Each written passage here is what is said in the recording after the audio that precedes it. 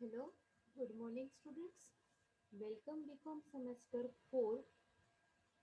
Namaste, Shri Shivsha College of Commerce, Management, Computer Education, managed by Jain Citizen Education Society.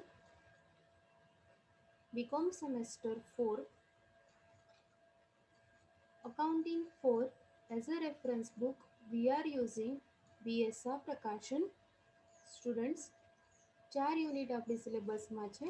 Unit first profit prior to and after incorporation, second unit insolvency account, unit number 3 account of fire claim અને unit number 4 account of fire claim 2.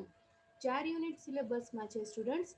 3 અને 4 unit, third unit અને 4 unit account of fire claim 1 અને account of fire claim 2 આ આપણે ઓફલાઈનમાં study કરેલા છે. Unit number 3 આપણે ઇનકમ્પ્લીટ હતું. અમુક સમ હતા કે જે આપણે ઓફલાઈનમાં કર્યા છે અને અમુક સમ છે કે જે આપણે ઓનલાઈનમાં કર્યા છે. Unit number first profit prior to incorporation એ આપણે કર્યા છે. 2 અથવા 3 સમ ઓફલાઈનમાં કર્યા છે અને બાકીના રિમેનિંગ જે સમ્સ છે એ આપણે ઓનલાઈનમાં લાસ્ટ સેશનમાં ચેપ્ટર કમ્પ્લીટ કર્યું. હવે આપણે એક જ યુનિટ બાકી છે, unit number second insolvency account. સાવ ઇઝી યુનિટ્સ છે. પ્લીઝ સ્ટુડન્ટ ફૂલ વિડીયો જોજો. કાંઈ પણ ડાઉટ હોય તો મેસેજ કરીને 9 થી 12માં પૂછી શકો છો. સ્ટુડન્ટ્સ, આજે આપણે સ્ટાર્ટ કરવા જઈ રહ્યા છીએ insolvency account unit number second. Third અને ફોર્થ ફર્સ્ટ કમ્પ્લીટ કર્યું, ફર્સ્ટ લાસ્ટ લેક્ચરમાં કમ્પ્લીટ કર્યું. સેકન્ડ યુનિટ આપણે એક બાકી છે. આ યુનિટ કમ્પ્લીટ થશે પછી આપણો સિલેબસ કમ્પ્લીટ થશે.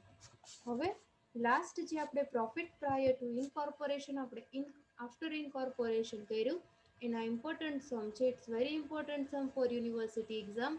Please try at home.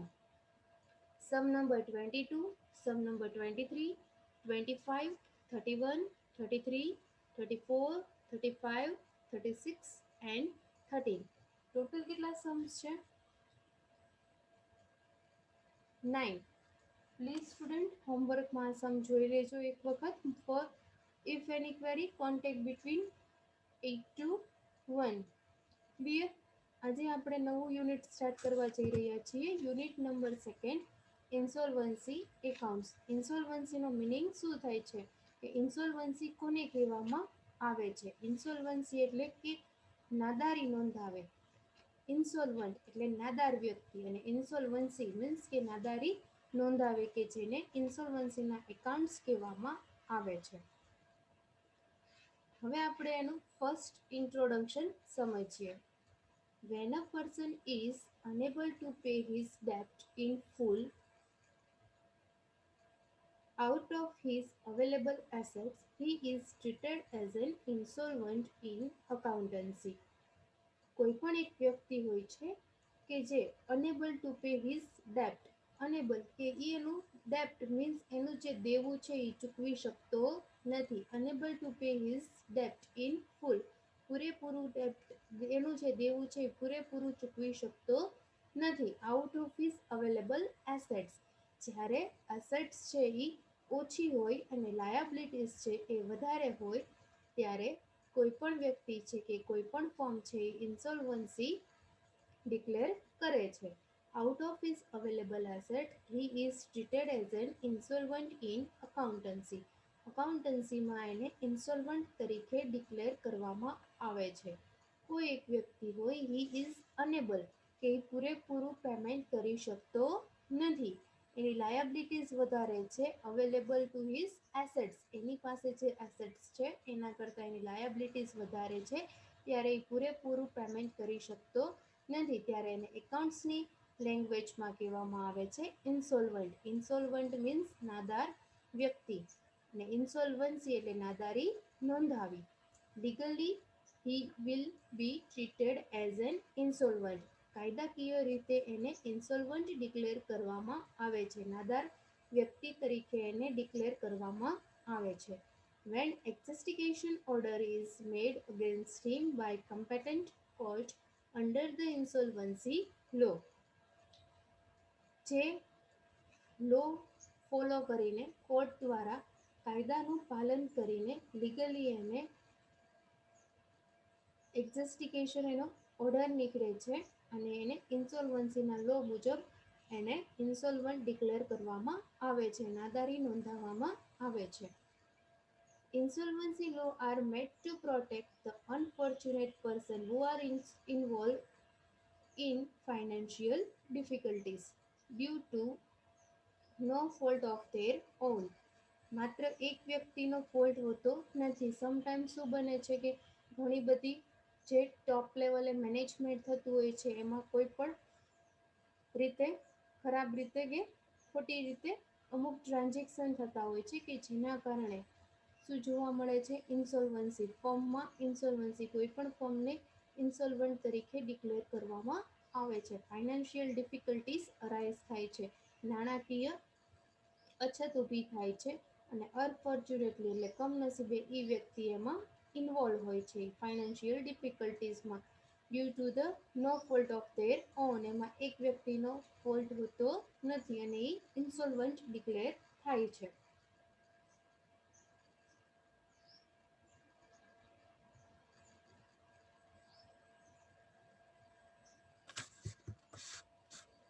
આ એનું હતું, આપણે ઇન્ટ્રોડક્શન જોયું. એમાં એક ઓથર છે એણે કીધું છે bankruptcy is a proceeding by which an debtor cannot pay his debt or discharge his liability, or the person to whom he owes money or he has incurred liability cannot obtain satisfaction of their claim. બ્લેકસ્ટોન નામનો જે author છે એણે ઇન્સોલ્વન્સીની definition આપી છે. Definition means વ્યાખ્યા. બેંકરપ્ટસી એ ઇન્સોલ્વન્સીનું synonyms છે, સમાનાર્થી શબ્દ છે. બેંકરપ્ટસી કયો અથવા ઇન્સોલ્વન્સી કયો બંનેનો મિનિંગ સિમિલર જ થાય છે. Bankruptcy is a processing by which when a debtor cannot pay his debt, કોઈ પણ ડેટર મીન્સ દેવાદાર છે એ એનું પૂરેપૂરું દેવું ચૂકવી શકતો નથી. ઓર ડિસ્ચાર્જ હિઝ લાયબિલિટીઝ, એની પાસે જે લાયબિલિટીઝ જવાબદારીઓ છે એ પણ ચૂકવી શકતો નથી.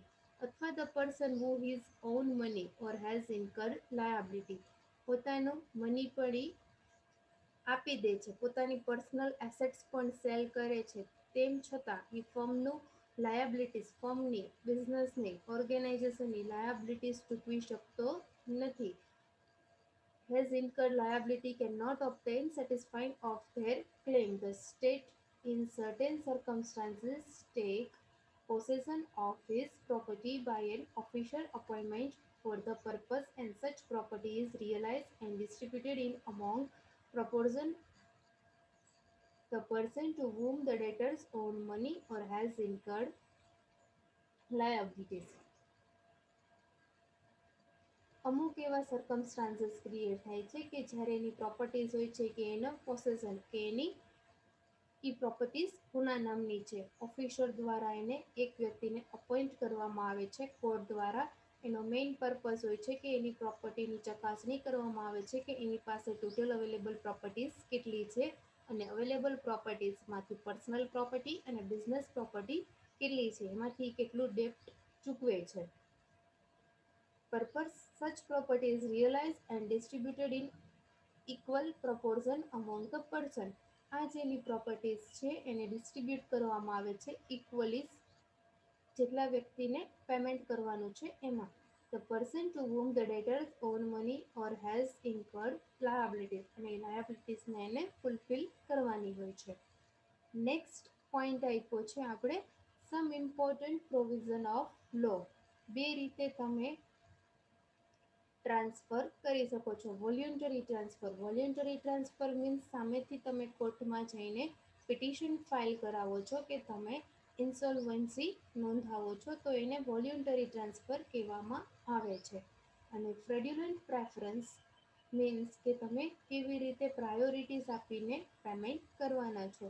પ્રાયોરિટીઝમાં એવરી ટ્રાન્સફર ઓફ પ્રોપર્ટી, દરેક પ્રોપર્ટી તમારે ટ્રાન્સફર કરવાની હોય છે. એવરી પેમેન્ટ મેડ, દરેક પેમેન્ટ પર કરવાનું હોય છે. એવરી ઓબ્લિગેશન્સ ઇન્કર્ડ, સચ every judicial processing taken or suffered by any person unable to pay his debt, and as they becomes due from his own money. ઘણી વખત એની પોતાની પર્સનલ એસેટ્સ પણ એ સેલ કરી દે છે બિઝનેસની લાયબિલિટીઝને પેમેન્ટ કરવા માટે. આ આપણે જોયું બે ટાઈપ, વોલ્યુન્ટરી ટ્રાન્સફર અને સેકન્ડ ફ્રેડ્યુલન્ટ પ્રેફરન્સ. એના પછી હવે નેક્સ્ટ આપણે જોઈ રહ્યા છીએ સ્ટુડન્ટ્સ પ્રેક્ટિકલ સમ માટે. હવે આપણે જોઈએ છીએ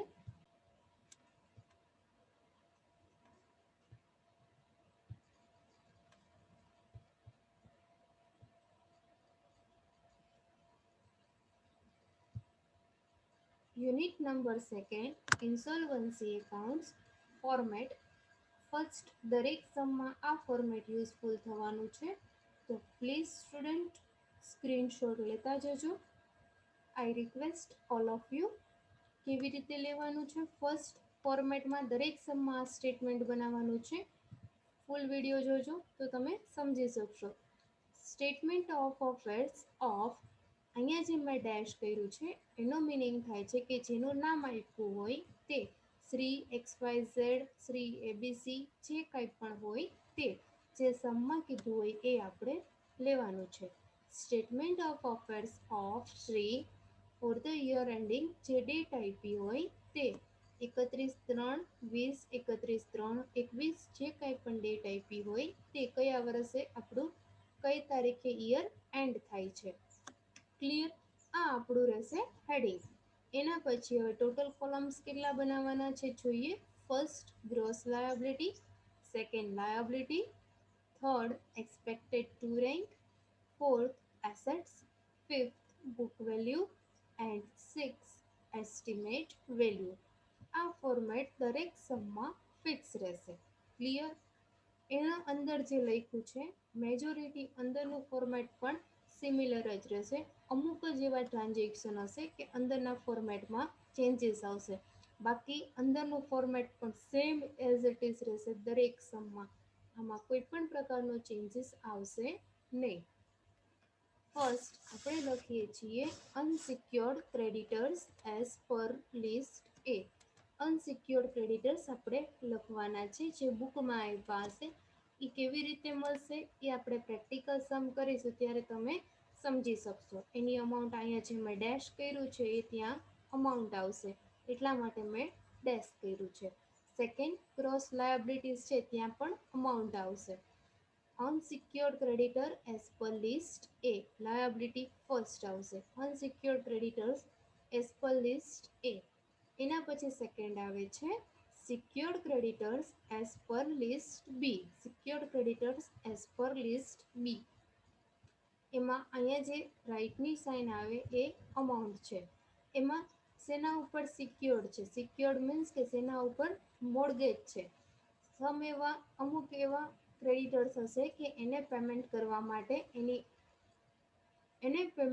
માટે એસેટ્સ હશે. લેન્ડ છે, બિલ્ડિંગ છે, પ્લાન્ટ, મશીનરી, અહીંયા કોઈ પણ એસેટ્સ આપી હશે એ એની સામે મોર્ગેજ હશે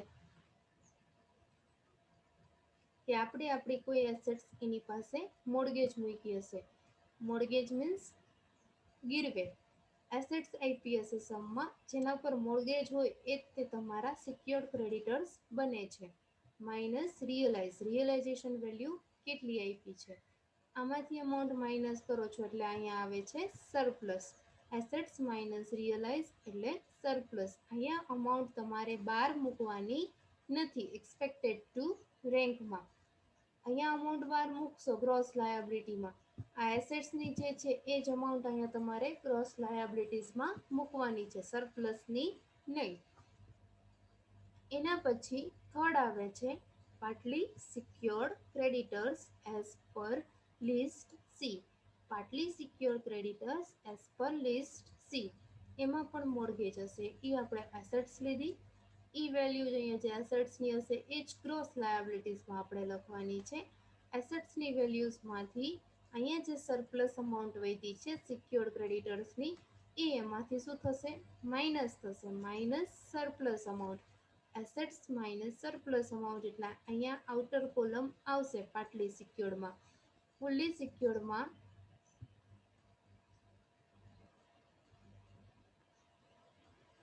સિક્યોર્ડ ક્રેડિટર્સ છે એમાં એક્સપેક્ટેડ ટુ રેન્કમાં અહીંયા અમાઉન્ટ આવશે નહીં, પાટલી સિક્યોર્ડમાં અહીંયા અમાઉન્ટ તમને મળે છે. Clear? As per list C સુધી. એના પછી preferential creditors. Preferential creditors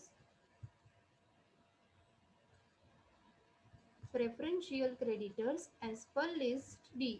direct એની સામે પ્રેફરન્શિયલ ક્રેડિટર્સ તમને સમમાં આપ્યા હશે એ લખવાના છે. Minus pad.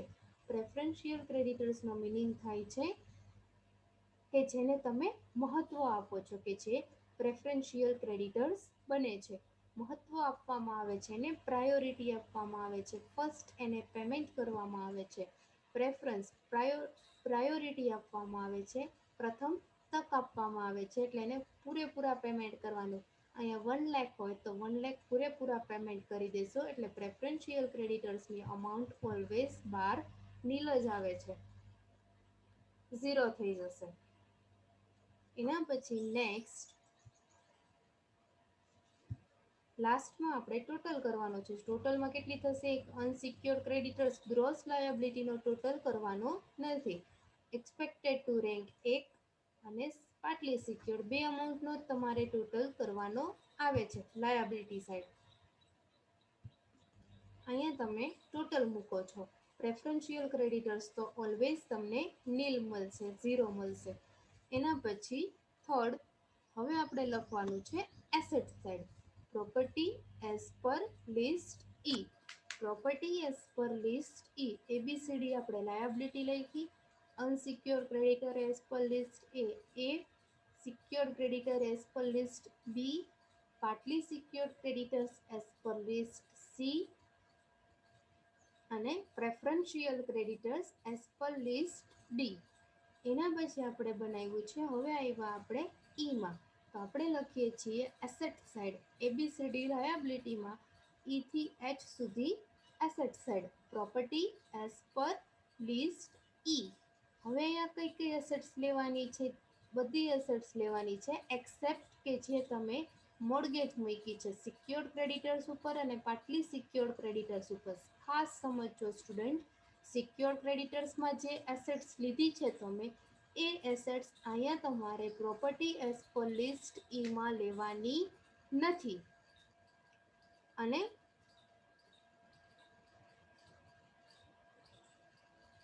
એના સિવાયની એસેટ્સ લેવાની છે. ફોર એક્ઝામ્પલ, એસેટ્સમાં અહીંયા તમે સિક્યોર્ડ ક્રેડિટર્સમાં લેન્ડ એન્ડ બિલ્ડિંગ લીધું છે તો અહીંયા તમારે લેન્ડ એન્ડ બિલ્ડિંગ લેવાનું નથી. શું લેવાનું છે? Plant, machinery, stock, cash, furniture, જે કાંઈ પણ આપ્યું હોય તે. જે સિક્યોર્ડ ક્રેડિટર્સ અને પાર્ટલી સિક્યોર્ડમાં લખ્યું છે એ એસેટ્સ તમારે એસેટ સાઇડ વેલ્યુ લેવાની નથી. અહીંયા તમને બે બુક વેલ્યુ લેવાની છે. સ્ટોકની મળશે, કેશ, ફર્નિચર, જે કંઈ પણ બુકમાં સમમાં એસેટ્સ આપી હશે એ એસેટ્સ તમારે લેવાની છે. પ્રોપર્ટી એઝ પર લિસ્ટ ઈ. એમાં એક તમને સમમાં ટ્વિસ્ટમાં એડિશનલ ઇન્ફોર્મેશનમાં કીધું હશે કે એક ગિફ્ટ આપે છે તો એ તમારે ગિફ્ટની વેલ્યુ તમારે લખવાનું છે. એટલા માટે મેં તમને લખ્યું છે ગિફ્ટ. ગિફ્ટમાં કોઈ પણ હોઈ શકે, વ્હીકલ પણ હોઈ શકે, ફર્નિચર પણ હોઈ શકે, કંઈ પણ હોઈ શકે, પણ મેં ખાલી ગિફ્ટ લખ્યું છે. એસેટ્સ અને ગિફ્ટ યાદ રાખવા માટે ફોર્મેટમાં, કે અહીંયા તમે ગિફ્ટ ભૂલી જાઓ તો લાસ્ટમાં તમારે આન્સર મળશે નહીં. એના પછી ડેટર્સ as per list F. ડેટર્સ as per list F. અહીંયા ઈ આવ્યું. ડેટર્સને આપણે અહીંયા એસેટ્સ તરીકે લેતા નથી. ઈમાં કઈ એસેટ્સ આવે છે? Stock, cash, furniture, plant, machinery. પણ ડેટર્સને આપણે લિસ્ટ એફમાં લઈએ છીએ, ડેટર્સ ઈમાં આવતા નથી. એટલે ડેટર્સ તમારે અલગથી બતાવવાના છે. Debtors as per list F. એમાં પણ બુક વેલ્યુ અને એસ્ટિમેટ વેલ્યુ. એના પછી bills receivable as per list G. Bills receivable આપ્યું હશે બીઆર, કરંટ એસેટ્સ છે, એની પણ બુક વેલ્યુ અને એસ્ટિમેટ વેલ્યુ. એના પછી નેક્સ્ટ અહીંયા જે ટોટલ તમે કરો છો એમાં બુક વેલ્યુનો ટોટલ ક્યારેય કરવાનો નથી. લાસ્ટ કોલમ જે એસ્ટિમેટ વેલ્યુ છે એનો જ ટોટલ તમારે કરવાનો છે. આ જે એસ્ટિમેટ વેલ્યુ આપી છે એના ટોટલમાંથી તમારે એનો ટોટલ આવ્યો એમાંથી તમારે લાસ્ટમાં માઇનસ કરવાનો છે માઇનસ રિસીવર્સ એક્સપેન્સ. બધું ઉપરથી ફર્સ્ટ કરશું પ્લસ કરશું પ્રોપર્ટી એઝ પર લિસ્ટ ઈ એમાં જે કંઈ પણ એસેટ્સ હોય બધાનો ટોટલ, એફમાં ડેટર્સ અને જીમાં બિલ્સ રિસીવેબલ એનો ટોટલ કરીશું એમાંથી માઇનસ કરીશું રિસીવર્સ એક્સપેન્સ. પછી માઇનસ કરીશું પ્રેફરન્શિયલ ક્રેડિટર્સ. અહીંયા જે લખ્યા હતા એ જ અમાઉન્ટ અહીંયાથી લેસ થશે. અહીંયા અમાઉન્ટ તમને મળશે. ફર્સ્ટ લાયાબિલિટીનો ટોટલ કર્યો છે એ જ ટોટલ તમે અહીંયા એસેટ સાઇડ લાવો છો. ઉપરના ટોટલમાંથી બે વસ્તુ તમે માઇનસ કરો છો, ફર્સ્ટ રિસીવર્સ એક્સપેન્સ અને સેકન્ડ પ્રેફરન્શિયલ ક્રેડિટર્સ. એ માઇનસ કર્યા પછી જે અમાઉન્ટ આવે છે અહીંયા જે ટોટલ છે એ અમાઉન્ટ આ ટોટલમાંથી તમે માઇનસ કરો છો ડિફરન્સ, એટલે ડિફરન્સ જે મળે છે એને કહેવાશે deficiency as per list H. Deficiency ખાધ મળે છે કે કેટલી ડેફિશિયન્સી એવી એને આપણે કહીએ છીએ લિસ્ટ એચ કેટેગરીમાં આવે છે deficiency as per list H. હવે આ ફર્સ્ટ ફોર્મેટ આપણે સ્ટેટમેન્ટ ઓફ અફેર્સનું જોયું. આ અહીંયા કમ્પ્લીટ થાય છે. દરેક સમમાં આ એક સ્ટેટમેન્ટ બનાવવાનું છે. સેકન્ડ હવે આપણે બનાવવાનું છે દરેક સમમાં ડેફિશિયન્સી એકાઉન્ટ. એના સિવાય એક પણ વધારાના એકાઉન્ટ્સ બનાવવાના આવશે નહીં. એક સ્ટેટમેન્ટ અને એક ડેફિશિયન્સી એકાઉન્ટ. અમુક એવા સમ છે કે જેમાં ટ્રાયલ બેલેન્સ તમારે બનાવવાનું છે. દરેક સમમાં ટ્રાયલ બેલેન્સ બનાવવાનું કીધું હોતું નથી. કોઈ ઇન્ફોર્મેશન મિસિંગ હોય તો બનાવવું પડે છે. હવે ડેફિશિયન્સી એકાઉન્ટ. ડેફિશિયન્સી એકાઉન્ટ આપણે બનાવીએ છીએ પણ અહીંયા તમે ખાસ સમજો students. Left hand side DR મેં નથી લખ્યું, રાઇટ હેન્ડ સાઈડ મેં સીઆર નથી લખ્યું, ડેબિટ અને ક્રેડિટ લખ્યું નથી. એનો મિનિંગ કે ડેફિશિયન્સી એકાઉન્ટમાં ક્યારેય ડેબિટ કે ક્રેડિટ આવતું નથી. ઓલવેઝ શું આવે છે left hand side and write hand side જ કહેવાય છે. ક્યારેય ડેબિટ કે ક્રેડિટ કહેવાશે નહીં. અને ડેફિશિયન્સી એકાઉન્ટ કેવી રીતે બને છે? Particular amount. એમાં ફર્સ્ટ જોયું capital. Left hand side capital મૂડી અમાઉન્ટ આપી દીધી હશે બુકમાં. પ્રોફિટ બધું આઉટર કોલમ અહીંયા જે ડેશ કર્યા છે એનો મિનિંગ કે ત્યાં અમાઉન્ટ આવશે. પ્લસ આ બધું ટોટલમાં પ્લસ થશે લાસ્ટમાં. Interest on capital interest on capital, profit. Wife loan from સ્ત્રીધન. વાઇફની લોન હશે કે જે સ્ત્રીધન જે એક વન ટાઈપ ઓફ રિઝર્વ છે એમાંથી પેમેન્ટ કરે છે એટલા માટે એનો જે ડિફરન્સ આવે છે એ આપણે અહીંયા લખવાનો છે. Private assets, life policy. આ એનું ફોર્મેટ છે. મેક્સિમમ બધી ઇન્ફોર્મેશન લઈ લીધી છે મેં ફોર્મેટમાં. અમુક એવી વસ્તુ બની શકે કે જ્યાં ફોર્મેટમાં ન આવી હોય सम्सમાં. બાકી maximum I will my fully try to cover all the topics. Right hand side આવે છે લોસ, ડ્રોઈંગ ઉપાડ, રિસીવર્સ એક્સપેન્સ, બિલ્સ ડિસઓનર્ડ. અમુક બિલ હોય લેણી હુંડી કે ઈ નકારેલી હોય. રિસીવરનો એક્સપેન્સ એક આપણે સ્ટેટમેન્ટમાંથી માઇનસ કર્યું અને સેકન્ડ અહીંયા પણ એ જ લખાશે રિસીવર્સ એક્સપેન્સ. પ્રાઇવેટ લાયાબિલિટી અહીંયા લખીએ આપણે પ્રાઇવેટ એસેટ્સ, આ બાજુ આવે છે પ્રાઇવેટ લાયાબિલિટી. એના પછી loss on cell of assets. અંદર આવી રીતે તમારે હેડિંગ લખવાનું છે loss on cell of assets. એમાં અહીંયા બધી એસેટ્સ લઈ લેવાની છે. કોઈ એવી એસેટ્સ બાકી નહીં રાખવાની કે જે સિક્યોર્ડમાં લીધી હોય અનસિક્યોર્ડમાં. અહીંયા ટોટલી બધી લઈ લેવાની છે. એમાં શું કરવાનું છે book value minus estimate value. Book value આપી છે લાખ અને એસ્ટિમેટ વેલ્યુ આપી છે 50,000. તો શું કરવાનું 1,00,000 માઇનસ 50,000. તો પ્લાન્ટ એન્ડ મશીનરી સામે લખવાના તમારે 50,000. સેમ એવી જ રીતે બધી એસેટ્સ ફાઇન્ડ કરવાની છે. એનો ટોટલ તમારે 12 મૂકવાનો છે. આનો બધાનો ટોટલ કરીને આઉટર કોલમ મૂકી દેવાનો છે. લાસ્ટમાં તમારે રાઇટ હેન્ડ સાઈડ અને લેફ્ટ હેન્ડ સાઈડ બંનેનો ટોટલ સિમિલર થવો જોઈએ. જો ટોટલ સિમિલર થાય તો જ તમારો સમ સાચો, બાકી સમમાં મિસ્ટેક.